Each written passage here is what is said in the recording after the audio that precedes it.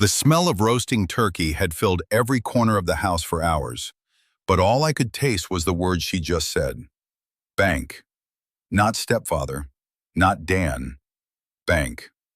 My fork was halfway to my mouth when Lauren said it, her voice cutting through the dinner conversation like glass breaking in another room.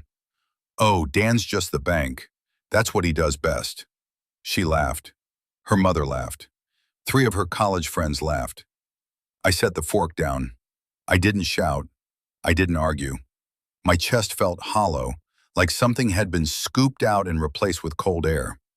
I looked at Lauren, 23 years old, sitting at the table I'd paid for, wearing the watch I'd bought her for graduation, and I didn't say a word. She had no idea what she'd set in motion. My name is Daniel Merrick. I was 51 years old that Thanksgiving, and I'd been married to Rachel for 14 years. I worked in corporate compliance, the kind of job that keeps entire departments out of legal trouble, but earns exactly 0 dinner party stories. Stable, unglamorous, reliable. Rachel and I had what everyone called a good marriage.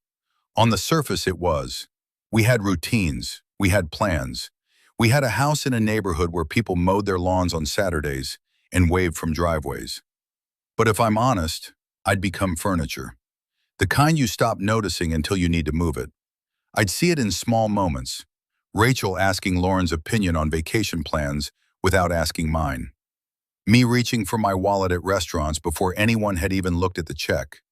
The assumption that I'd cover the new roof, the car repair, the tuition gap, the wedding fund that had started appearing in conversations like it was already decided. I let it go. I let a lot go. I told myself, that's what partners do. That's what fathers do, even stepfathers. I told myself silence was generosity. The moment came after dinner. I was loading the dishwasher, because I always loaded the dishwasher, when Lauren walked into the kitchen holding her phone. Rachel was right behind her. Dan, we need to talk about next semester, Lauren said, not looking up. My housing deposit is due Monday, and the campus apartment is an extra $2,000. She said it the way you'd mentioned needing stamps. I straightened up, dish soap still on my hands. I thought the dorm was covered. It was, Rachel said, her voice smooth, practiced. But Lauren wants the apartment experience. It's important for her development. I looked at my wife, then at Lauren. She was scrolling through Instagram. Lauren, I said quietly, can you look at me? She glanced up, annoyed. I've been covering your tuition, your car insurance, your phone, your credit card for 3 years. I've never asked you for a thank you. But I'm asking now, do you understand what that money represents? She blinked. I mean, yeah, you're good at it. That's kind of your thing, right? Her thing. Rachel touched my arm. Dan, don't make this difficult. It's just $2,000. Just. That word sat between us like a stone. I dried my hands on the towel. My throat felt raw, but my voice came out calm. I'll think about it. Lauren's face shifted, surprise, then irritation. Seriously? It's due Monday. I said I'll think about it. I left the kitchen. I didn't slam anything. I didn't raise my voice. But as I walked upstairs, I felt something inside me go quiet. Not broken, just quiet. I didn't sleep that night. I sat in my office with the door closed, laptop open, and I started doing what I do best, organizing information. I pulled up bank statements, tuition payments, car payments, insurance premiums, credit card bills with charges I'd never questioned, spring break trips, sorority fees, textbooks that cost more than my first car. 4 years of records. I made a spreadsheet. I didn't do it out of anger. I did it because I needed to see the truth in numbers, the way I always had. By 3 in the morning, I had a total. $68,412. That's what just the bank had deposited into Lauren's life since she was 19. I saved the file. I titled it, Contribution Record, L. Merrick. Then I opened my email and wrote to my attorney, a man named Carl Brennan who'd handled my previous estate planning. The subject line was simple. Need to discuss trust and financial separation options. I sent it at 4:02 a.m. Then I went downstairs, made coffee, and waited for the sun to come up. Friday morning, Rachel found me at the kitchen table with my laptop and a notepad. "You're up early," she said, pouring herself coffee. "Didn't sleep much." She sat down across from me, her expression cautious.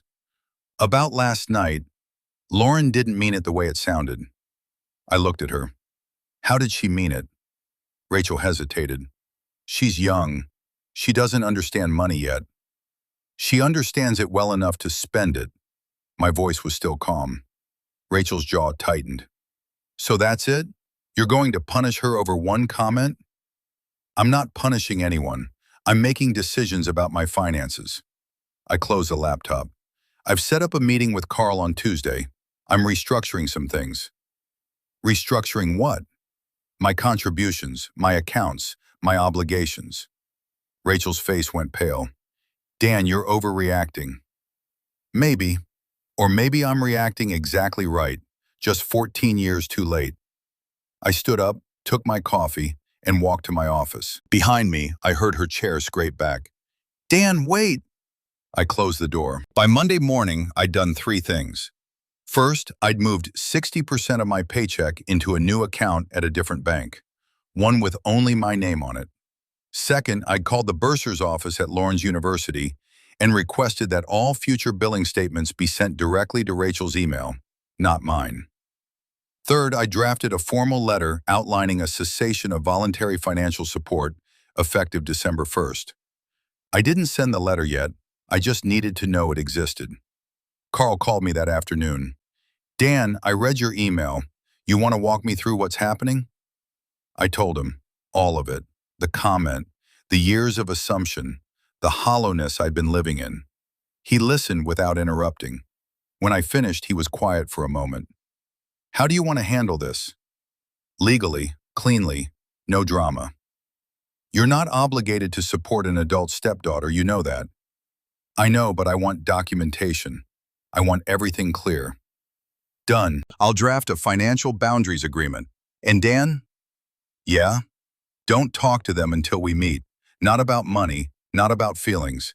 Let the work happen quietly." I hung up. My phone buzzed 3 minutes later. "Rachel, we need to talk about this morning." I didn't respond.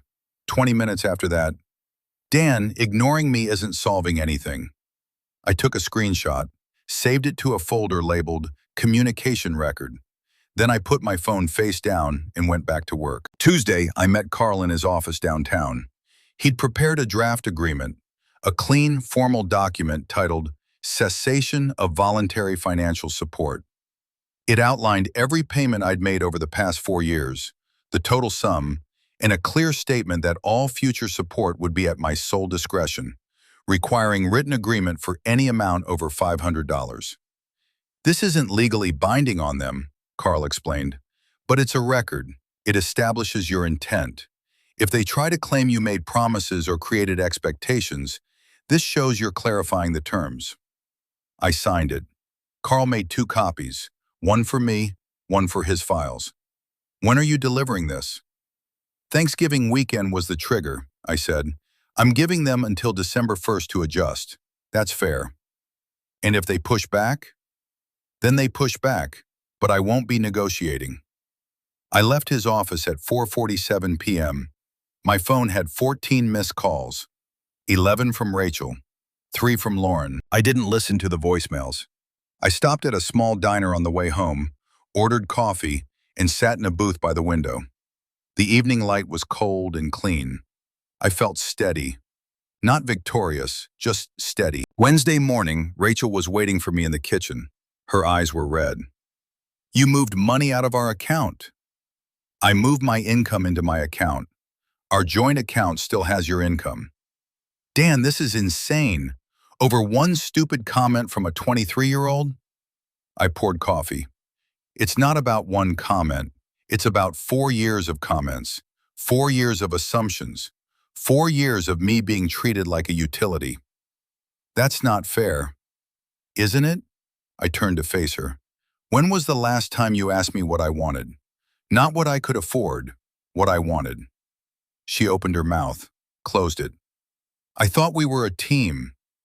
So did I. But teams don't have one player funding everything while the others call him a bank.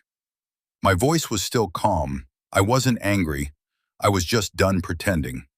Rachel's face crumpled. What do you want from us? I want to be seen, not as a wallet, as a person. I picked up my briefcase. I have a meeting. We'll talk more this weekend. I left before she could respond. Lauren showed up at my office Thursday afternoon. My assistant buzzed me. There's a young woman here asking for you. Says she's your daughter. I felt my stomach tighten, but I kept my voice level. Send her in. Lauren walked in wearing the coat I'd bought her last Christmas. She looked nervous. Dan, I need to talk to you. Sit. She sat. I stayed standing. Mom said you're cutting me off. I'm restructuring my financial obligations. That's different. But the apartment deposit is not my responsibility. Her eyes went wide. Are you serious right now? Completely. I kept my tone even, professional. Lauren, I've supported you voluntarily for 4 years. I've never asked for gratitude, but I also never signed a contract promising indefinite funding. You're an adult. Your housing is between you and your mother. This is because of what I said, isn't it? Her voice cracked. This is because you called me a bank. I sat down finally. No, it's because you meant it. You see me as a function, not a person, and I allowed that. Tears started down her face. I didn't mean it like that. How did you mean it? She didn't answer. I opened my desk drawer, pulled out a printed copy of the spreadsheet. I slid it across the desk. That's what the bank deposited into your life. $68,000.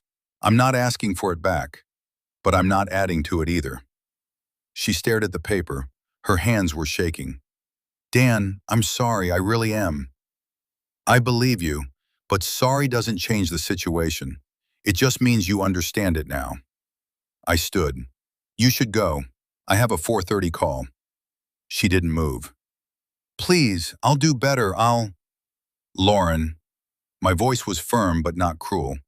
This isn't punishment. It's boundary setting. You'll be fine. You're capable. You just haven't had to be. She left crying. I sat back down. My hands were steady. My chest felt clear. Friday night, Rachel asked me to sit down with her. We sat in the living room, the room where we'd celebrated holidays, opened presents, hosted dinners. Now it felt like a conference room.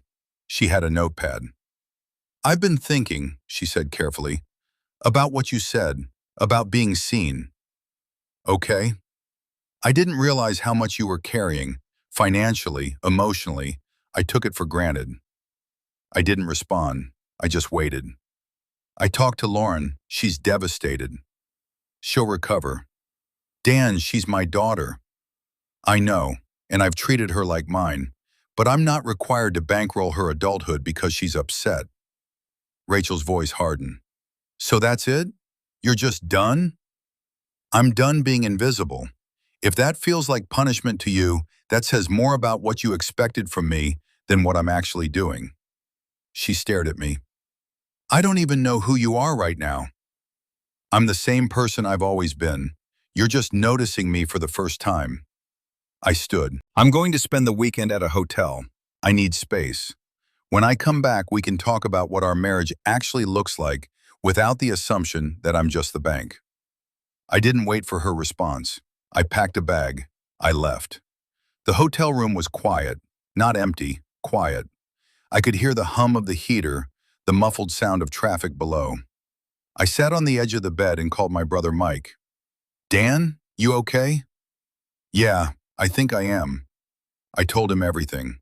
When I finished, he was silent for a long moment. About time, man. Yeah. What happens next?